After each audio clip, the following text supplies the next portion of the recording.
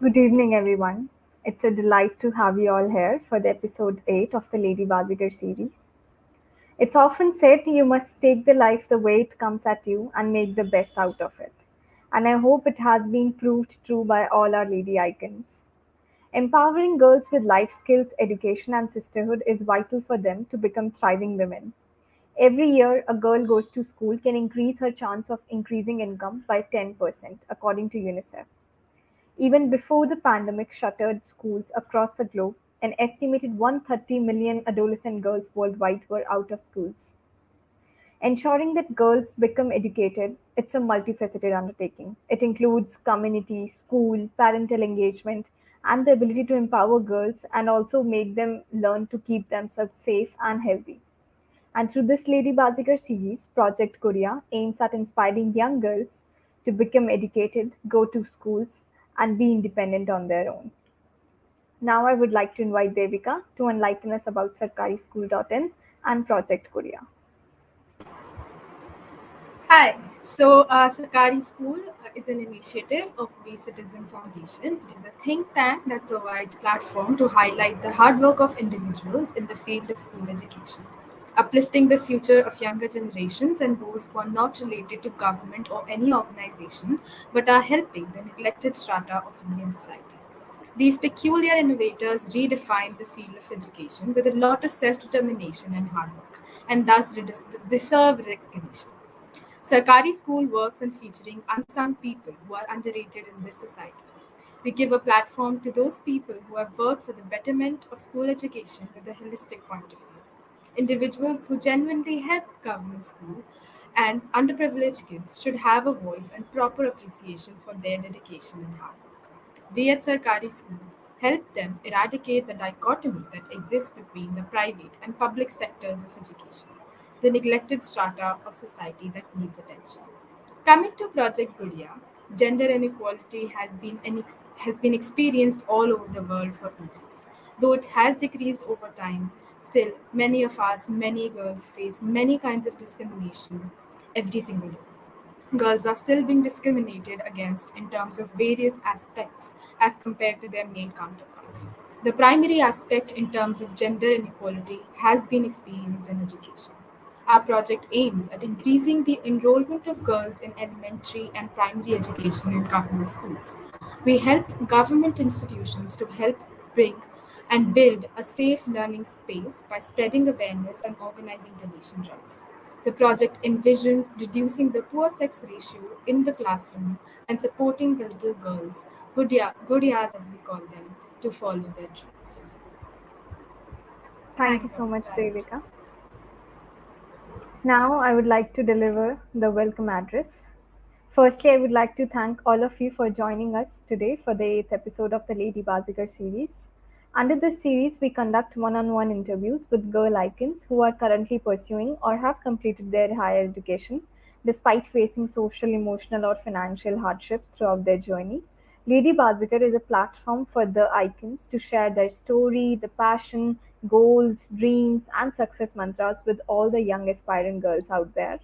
Today, we are delighted to have with us here Akanksha Sharma. She is a third year student of BA program in Political Science and Economics at Lady Shri Ram College, University of Delhi. She has worked with the Global Governance Initiative and as a student consultant with the Bridge Project, a pro bono consulting group. She is a founding chairperson of Pink Legal Club Cornelia, which empowers and educates women about their rights. Having been associated with various NGOs, she has had developed a taste of ground reality that persists in our society. In the long term, she envisions herself working towards creating an impact through the education. Her interests range from debates, discussions to writing and drawing. She also runs a blog. Her works have been published in 5 anthologies. Thank you so much, Akanksha, for gracing the event with your presence. Thanks a lot, Manji. Thanks, Devika, for having me here, and thank you for this platform for everybody. Without further ado, I'm sure all of us present here today are excited to hear from you. We would love to hear more about you, your journey, your ups and downs, and your motivating and driving force. Firstly, how are you and how are you looking forward to this episode today? I am Absolutely fine. I'm doing great. In fact, I just returned to college after a break, a week long break that we've had, fortunately. And yeah, I am extremely excited for this episode.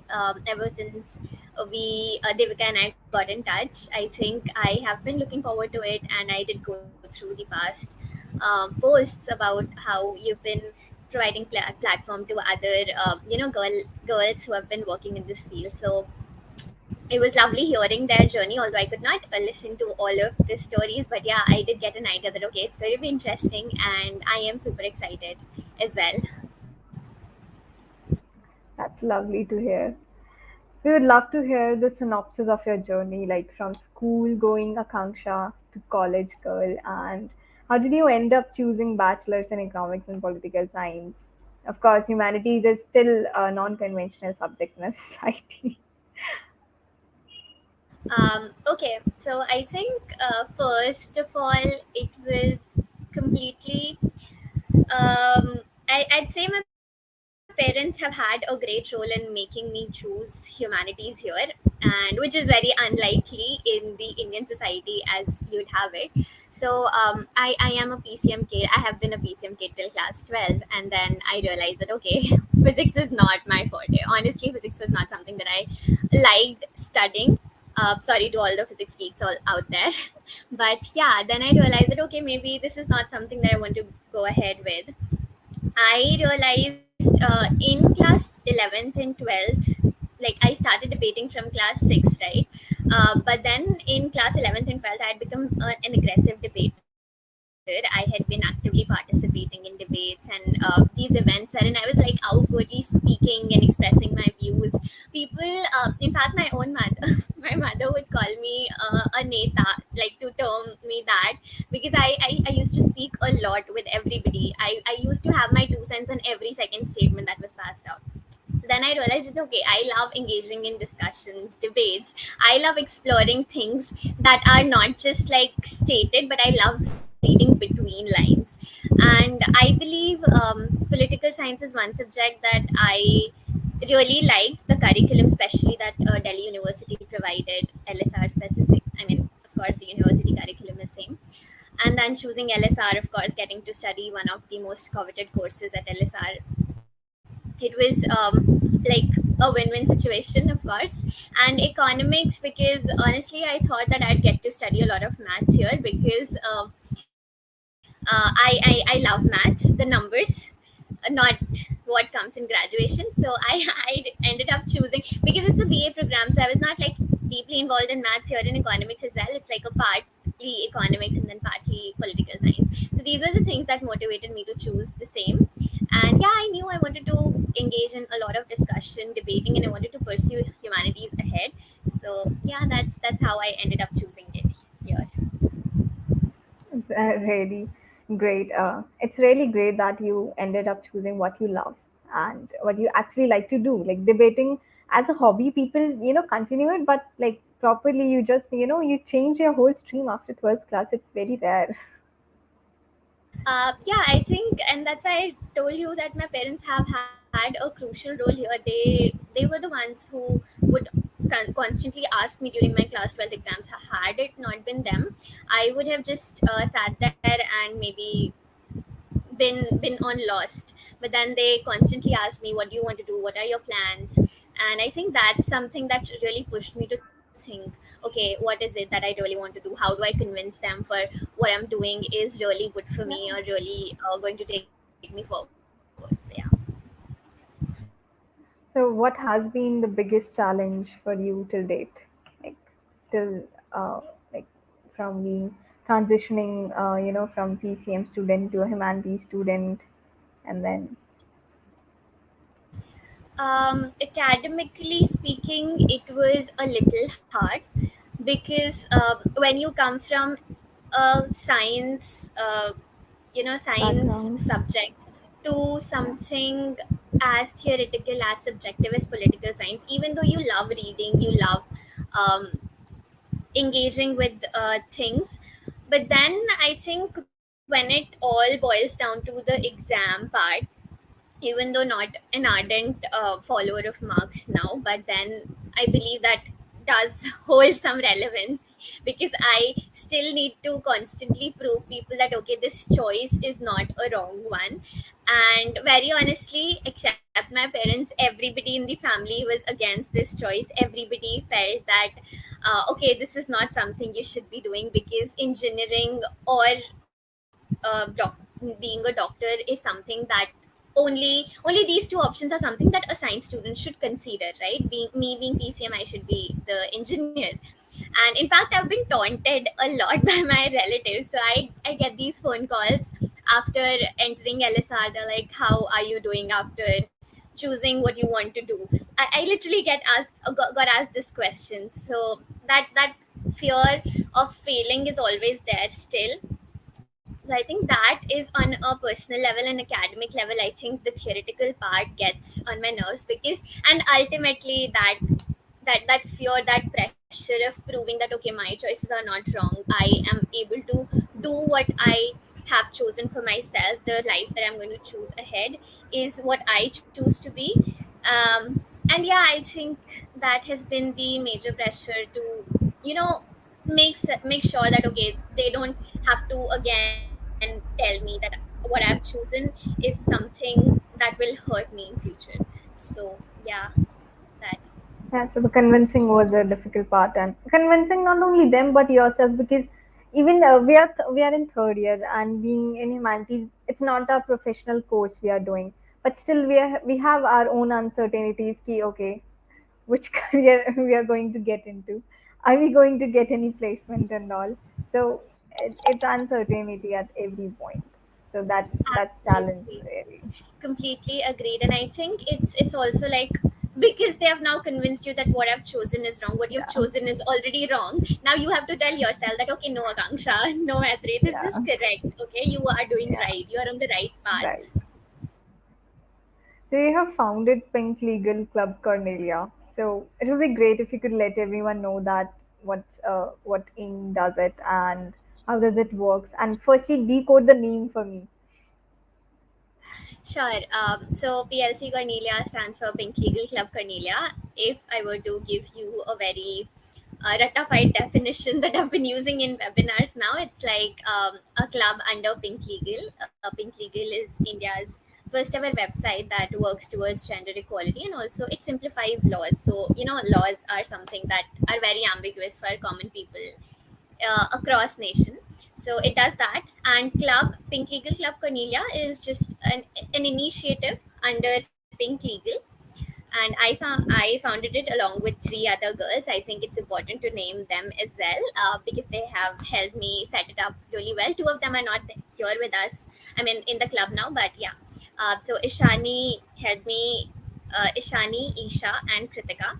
These are the three people who helped me set it up since the very scratch. So hi. And so Cornelia is basically taken from Cornelia Sarabji. She was India's first ever barrister. I mean, Indian born barrister. She was there in England. She got her degree in England, and she practiced law for the first time. So that's how, because it was, the club was all about law, gender, and talking about females majorly. So we and came up with this name, which is Cornelia. And yeah, we are really proud of it because fun fact, we have had great lawyers just talk to us just because they saw the name Cornelia, and they were like, okay, I am happy that you're reviving that name, you are really recognizing them. So I think it's important to mention that yeah, our name has gotten a lot of traction. So that was about Pink Legal Club Cornelia. And as our identity, if we were to go beyond Pink Legal, we have been working towards conducting awareness, because the first goal that we took was to conduct as many awareness sessions as possible among the youth, because we started online, right? We could not go offline. So we have conducted more than 30 awareness sessions and activities which revolve around legal awareness, gender equality. And yeah, we are getting offline as well now. Hopefully you'll see our posts around that. So yeah. Good luck for that, and you named it very aptly. And I viewed your profile, so it was quite evident that your inclination towards communication management and PR. So it's really remarkable how you have worked with diverse organizations and but how the experience has been. And do you wish to continue your career in the same field like communications and PR? And I believe you have a knack for it as well. Uh, right. Thank you for going through my LinkedIn, first of all. And yeah, thanks for those comments. Currently, my inclination is, yeah, I have been working in communications with some organizations which include Women in Econ and Policy. And then I have majorly been involved in policy activities if you look closely. So, all those activities are basically interacting with people or conducting surveys or doing secondary research to decode policies, analyze policies, or everything around that policy Policy making, like, advocacy. Yeah. yeah. So my inclination currently is towards policy sphere. I mean, a role in policy sphere and consulting, impact consulting, as you'd say it, which of course is about how to tackle the issues that are at global level, national level, or regional level. So yeah, I think I'm currently paving a way for that, and I would love to be in that field as well. So yeah.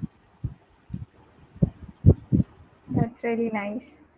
How did your extracurriculars help you grow as a person? And would you like to share your best experience, among all those internships and experiences you have had? Sure. So extracurriculars, I'd divide it into two parts. A would be internships, and B would be all the society club debating, everything that I've been doing. So talking about the B part first, debating, being part of societies. So I've always been that. I had this regret in class 11th and 12th that I did not do as I should have been active. So I really wanted to explore college to the fullest. So I joined like n number of societies in the first year, and then I realized that no, Akanksha, you're just spoiling yourself. You are not going to survive college like this. So it was very hectic. But then it's fun as well because I got to explore, thanks to the online mode actually. Because I got to explore a lot of societies about the work they've been doing, and how can I think that was one reason why founding PLC was did not seem like a difficult task to me, because I'd been a part of a lot of societies, and I'd seen organizational work been at that ground level since the very start. So it gave me a good launch pad, right? So of course, being a part of societies gives you great organizational skills. So yes, go we should definitely be a part of as many societies as we can, but not like something that is huge. So I joined. I am not going to take the number, otherwise I am going to get bashed for that. But yeah, secondly, it was debating and creative writing that I did, and I think I loved debating. I loved writing. It was just as a hobby that I've been pursuing things. Talking about internships, I think, yeah, you can maybe just go through LinkedIn. I've been trying to explore as many domains as possible, and then I reached this niche where I am able to say that, okay, I want to join impact consulting or pursue impact consulting in future. Um, the fun, I think the most memorable part, as you mentioned, is recently for my summer internship, I interned with IPAC, which is Indian Political Association Committee, and it's into political consulting. And I went to Hyderabad for the same. This was like my first ever out of state trip that I did all by myself. Of course, my friends were there, everybody, all the co interns, others. I made great friends. So I think it was that moment of liberation. I just called my parents and I told that, okay, I've gotten this internship and I have to go to Hyderabad. And it was that moment when when I realized that okay, I don't have to ask them, I just need to tell them that okay, my internship is there, I need to go to Hyderabad. And that was the most beautiful moment, I'd say, because I think you can relate with it, right? You have been somebody, as girls, we have always been required to ask for stuff. We have always been told that okay, even if you go out of your home, you need to ask, right? Agreed. Yeah. Against the male counterparts in the family. So that was the most amazing moment, and of course, all that Hyderabad fun and engaging with a lot of people after this COVID thing. It was amazing. So that would be the most I memorable. agree. Even due to online, half of our college went online in online Yes, mode, and what I did most of my internships too virtually, and I just missed that. Like, actually, we have a NDTV office nearby my PG. So when I come back from my college and I see those interns, with their ID cards and all, like, yeah, God, we missed all this. I I completely. also want to do. I really hope you get to experience that, because it's absolutely fun when you're like sitting there as somebody from an Yeah, organization and not as a college student at par with employees. It feels great. yeah, exactly.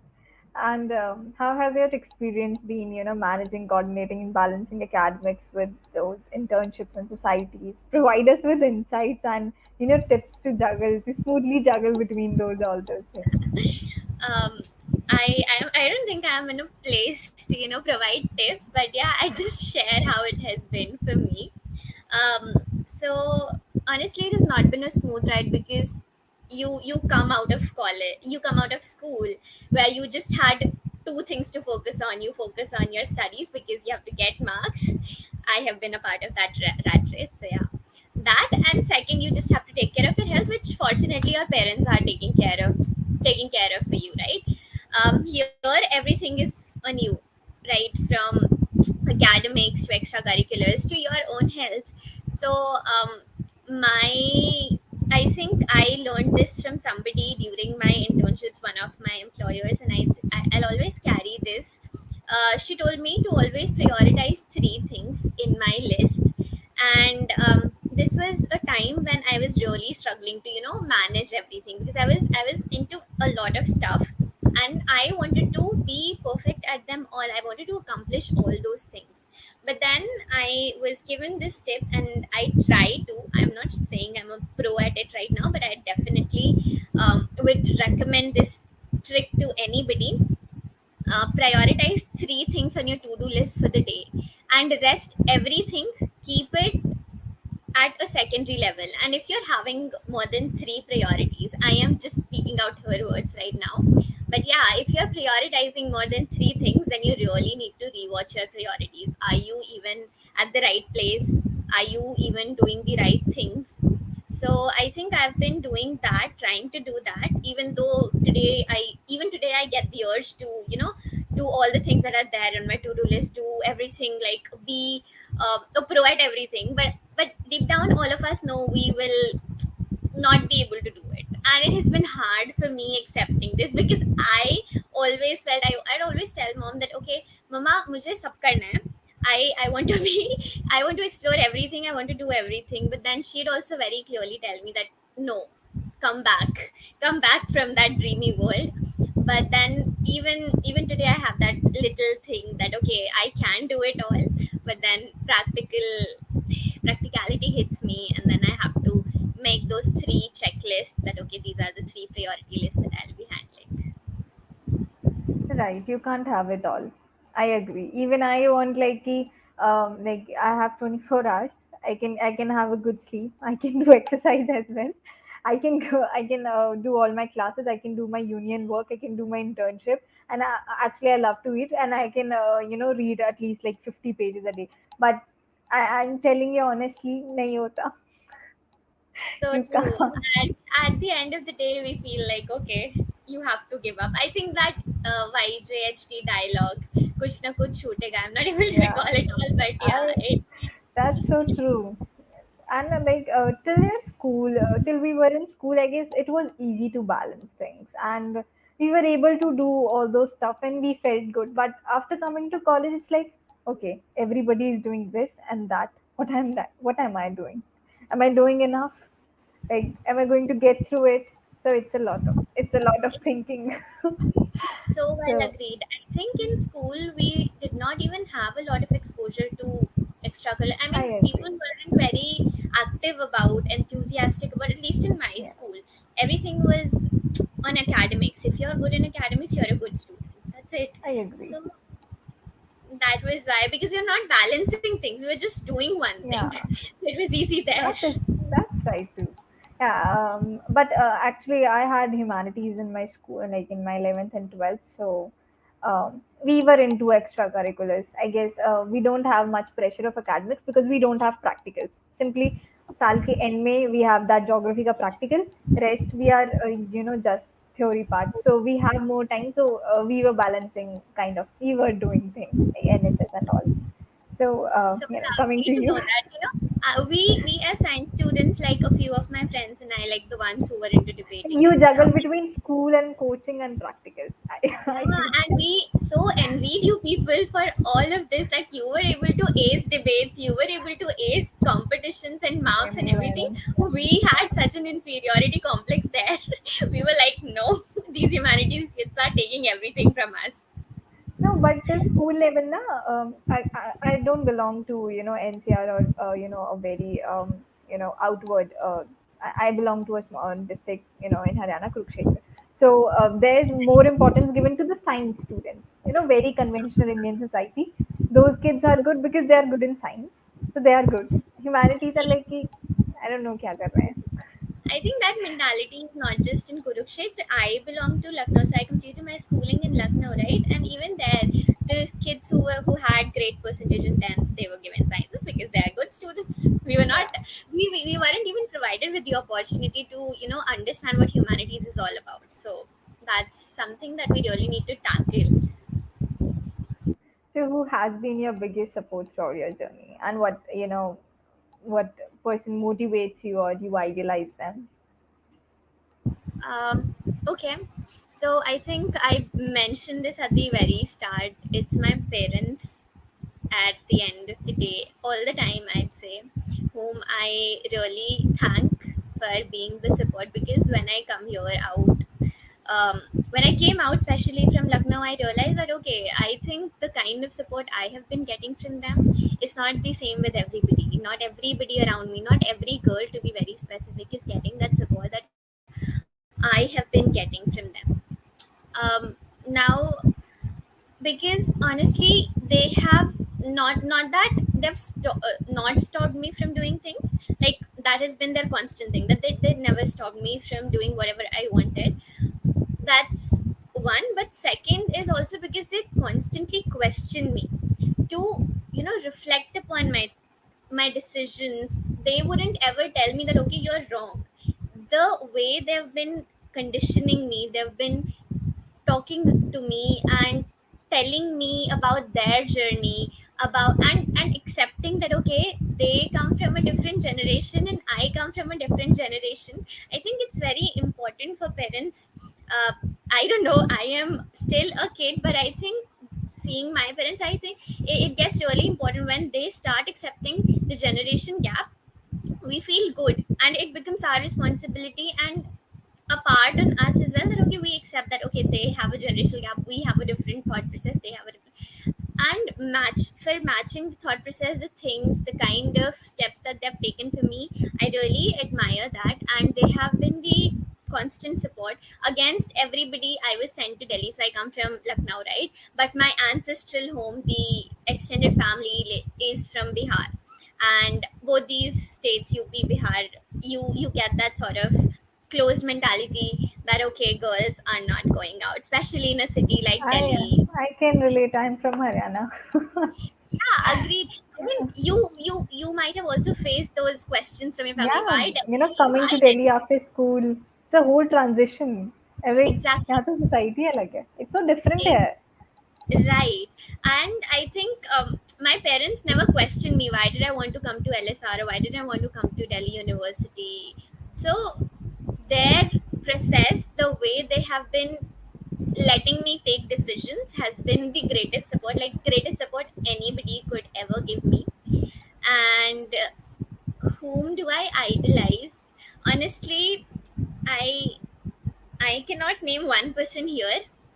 I have a lot. I have a lot in my mind, but I would say my nanny, because she lost Nanu at when my mom was, because I know from relative to my mom's age, she was very young. She was like around 10 or something, and then she handled So everything. sorry. She raised kids on her own, and uh, I mean, the kind of strength that she has shown through her stories, and even today she carries that smile. I am like, okay, that can make everybody's day. So I think that is one, and for that matter, even my grandmother, my dadi, she was not very literate, and even my nanny is not what you would call literate. I mean, they're literate, not completed their higher education or Educated, something. yeah. Right. So that's something, and the way they have been able to condition their kids, the way they have been able to fight against societies, because it's been a struggle for them. Everybody out there, especially the men in the family, I'm talking about my own family, they've been the constant obstacles for them to grow. But then they've grown against them all, and I think I'll always look up to them. My daddy is no more, but my nanny is there, and I'll always look up to them no matter where I am in life.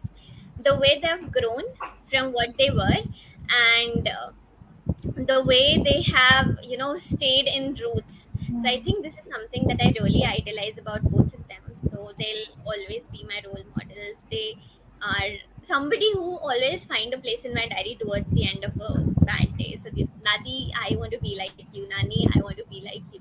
So something. It's really beautiful. It's so nice to know that. And the best part about is that you have idealized a person that you have known very closely and personally. We often end up idealizing those people we don't know them personally, so we don't know, like, they might have a bad side, or they have really faced, or what they have faced or not. It's really good you have idolized and Dadi and Nani, and I agree that single mothers, I don't know where that strength comes, but it has no limits.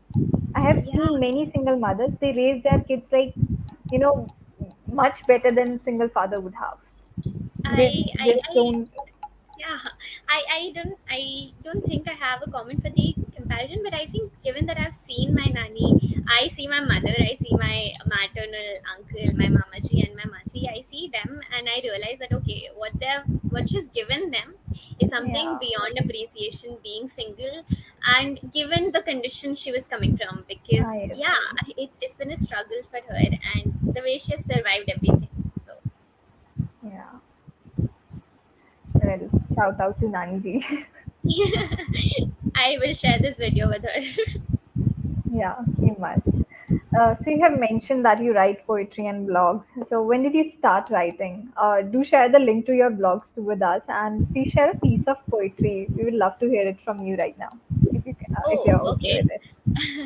Definitely. I am more than happy to. I'll have to take like a 30 seconds break to Yeah, yeah, find out what sure. I want. Take your time. But talking about the first part of the question, I started writing at, I think I was 12. I was in class 5 or something. I started writing. I wrote my first poetry. I think even before that, but I wrote my first full fledged poetry, and it was on Mummy. It was a Mother's Day thing, and then my next poetry was about Independence Day, and both of them, I remember both of them clearly because I don't have them with me now. I threw them away, and I feel so sorry about it. But yeah, I started writing in class 5. I And then formally, if I were to speak, like when I got the platform, I my Hindi teacher was really supportive of me writing, because I used to write in Hindi majorly. So in class 9, I was given that opportunity to, be the lead, a poet, like the person who would do all the poetry. And it was again this Beti Bachao Beti Padhao Andolan ka some campaign going on in school. So I spoke there, and then everybody in the school knew that okay, this girl is writing, this girl writes.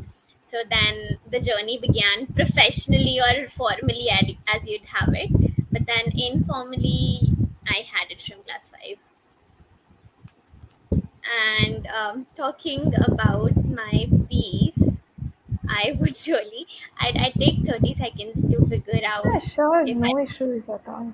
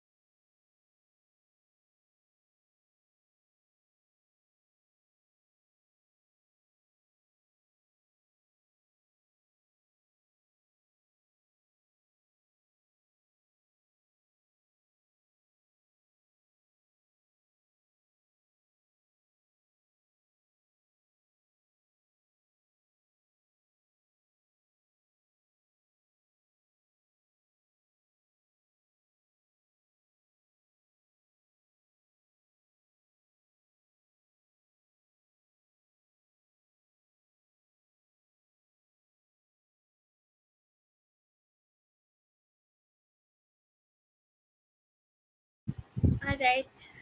So this is something that I had written about, you know, the most hushed topics like prostitution in our society. I think, would you mind me using those words and having a poetry on Vaishya? It's a Hindi poetry. I hope that's fine. Um, it's fine, but I doubt actually our project aims at like school-going girls. So I'm not sure the young Absolutely. minds are they would get it. So Yeah, um, I would change that. you can choose or something like this. Yes, sure. Yeah.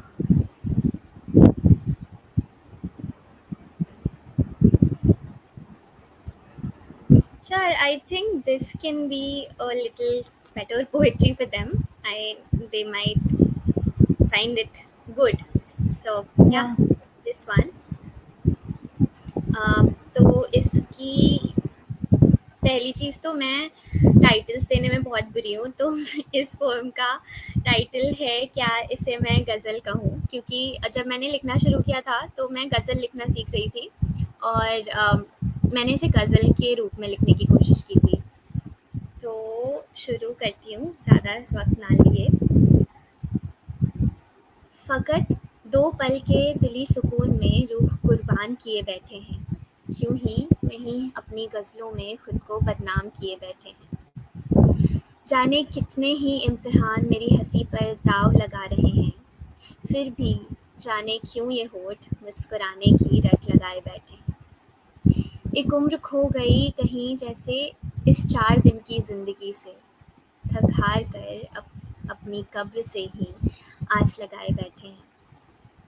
हमने अपनी ख्वाहिशों का पलड़ा ज़रा भारी क्या किया, हमने अपनी ख्वाहिशों का पलड़ा ज़रा भारी क्या किया, कमबख्त ज़िम्मेदारी के नज़ारे हम पर रौब जमाए बैठे हैं। बेशक खो रहे हैं खुद को कहीं ज़माने के इस अंधेरे में, लेकिन वो सपने अब भी कहीं एक चिराग लिए बैठे हैं। एक नन्हा सा चिराग आफ़ताब होने की चाह संजोए है। आफ़ताब मतलब सूरज। एक नन्हा सा चिराग आफ़ताब होने की चाह संजोए है और ये कजरारे बादल उस भोर पर ग्रहण लगाए बैठे हैं। जिस राह पर ये रूह भी गुमसुम अकेली हो जाती है, उसी राह मेरे सितारे इस तलाश का ज़रिया लिए बैठे हैं। बीते हुए कल से खोया हुआ मैं हमें अब खोज लाना है, भले ही इन बेचैन धड़कनों में हम सुपुर्दे खाक हुए बैठे हैं। फिर किसी मोड़ पर खो जाएंगे हम मंजिलों की चाह में, तब याद करेंगे गिनती कितने हमसे गुरूर जताए बैठे हैं। इन गज़लों में ज़रा मैं कमज़ोर सी पड़ जाती हूँ चेतना, पर वो सपने अभी छूटे नहीं हैं जो हम आँखों में सजाए बैठे हैं। Thank you. That's that was really brilliant. Yeah, that was so beautiful. I'm not very good at Urdu, but I get it. It was about hope and keep going till your dreams are fulfilled. And that was really beautiful when you said that you would look back and कितने लोग गुरूर खाए बैठे हैं and uh, it it chaun ka pal raha bhai hua, that line. It was so beautiful. You have written so beautiful. You publish your poetry anywhere? Yeah, I publish it in anthologies, and so far six have been published. So yeah, That's remarkable. That's just so thanks awesome. a lot. And You ironically, I think really every write girl very I've good. shared this poetry with, they Uh, found these two lines very relatable. yeah, please share this one with me. Definitely, So definitely. beautiful. I really loved it. Thanks a lot, Matri. And it's very apt considering our Lady Baazigar series. So because we're there to motivate them, be Yes. empowered and just follow the dreams till you have fulfilled them. Right. And So I think I was about to say that this Khwahisho versus yeah, Zimmedariyo ka uh, scenario is going to be relatable to all of us right. because, I as agree. I said, we grow faster than anybody else because we were Yeah, made to realize our responsibilities. So, yeah. I agree. It's really nice to know then how you are of my age only, and you have such a great mindset, and very mature. Girls do get mature early. I agree. Our circumstances condition us to get matured so easily, to take up That's responsibilities. that's And true too. I was actually having a very fun discussion with my parents around this, that okay, you tell me I have matured easily, but do you see the kind of circumstances I've been through? So Yeah. yeah, they were like, So unfortunately, we would have to wrap it up actually due to paucity of time. We already have taken a lot of your time. So lastly, what would you like to say to our audience, to those young girls, as parting remarks? Okay, first of all, kudos to Sarkari School and Project Guriya. Thank you Thank so you so much, much. Rather, for taking up this initiative, because although there are a lot of initiatives out there, but I think every hand really, really counts in, and the kind of platform you've had. I did go through Project Guriya, what it is about and what it has been doing. So kudos in that, first of all, the entire team. And I am really not in a position to give success message to all of you, but I'd definitely tell, because we're all the same age, right? I mean, either time the tables can turn, so no doubt about that, and I would love if the tables are turned. But only thing that I really request all the girls, especially out there, in fact this is for youth, just do what your heart says. And it's as cliche as that, but doing what your heart says and getting support, and then making everybody feel that okay, what I chose was right, is the best feeling ever.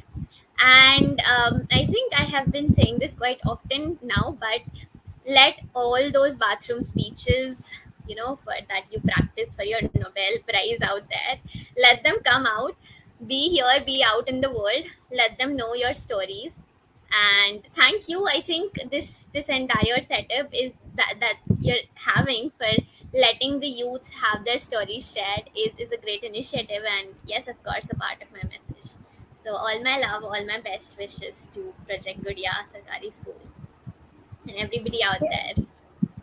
Thank you so much, Akanksha. It was really awe-inspiring to hear from you. And that poem, that was incredibly remarkable. And wishing good luck in your future endeavors. So, as we have come end of this lovely evening, before winding up, it's an absolute delight to deliver the vote of thanks on behalf of the organizing committee to Akanksha, who have spared time with us today. Thank you so much. We are truly obliged. Further, I would like to thank each and everyone from the team, including Abhishek Ranjan sir, team leads, and fellow volunteers for making this event successful. Thank you and have a great day ahead. Thank you so much. Thank you so much. Bye bye. Have a great evening. Bye.